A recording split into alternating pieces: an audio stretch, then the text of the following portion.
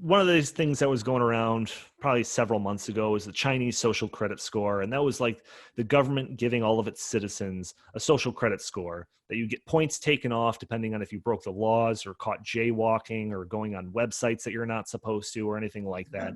And depending on your social credit score dictates your level of freedom in that country.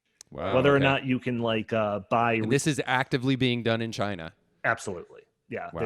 They've got a couple of different pilot programs, but it's specifically big in the western portion of the country where China has a problem with the Muslim Uyghur population. I mean, that's a whole nother topic. We're talking about labor camps and all of that. Yeah. But it's basically trying to use these metrics to give a score to citizens. This ESG thing is like a Chinese social credit score, but for businesses. So they would, and the World Economic Forum actually has this plan of what this ESG metrics would be already on their website. We've looked through it in length on one of our podcast episodes.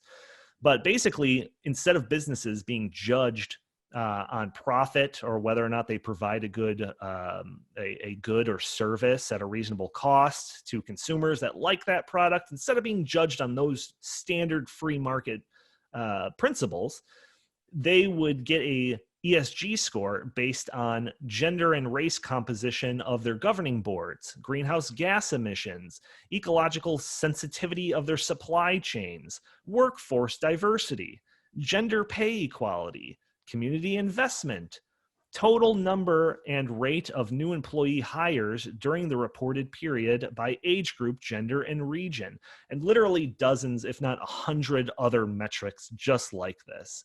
And then these businesses, depending on how they score on all of these different metrics, they have an ESG score that gives them more or greater accessibility to different investments, government funds, anything like that. So instead of a business being judged based on how good of a business it is, it's being judged based on how good it does with these social justice causes and climate change things.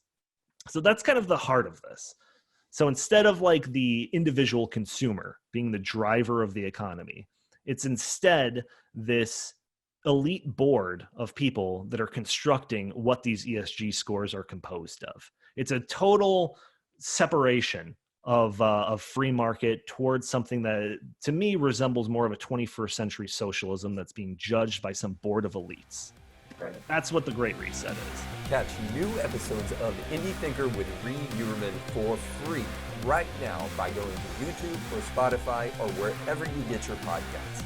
Simply type Indie Thinker with Reed Uberman in the search bar and click on my face. Don't forget to like, rate, and subscribe to stay informed when a new episode drops.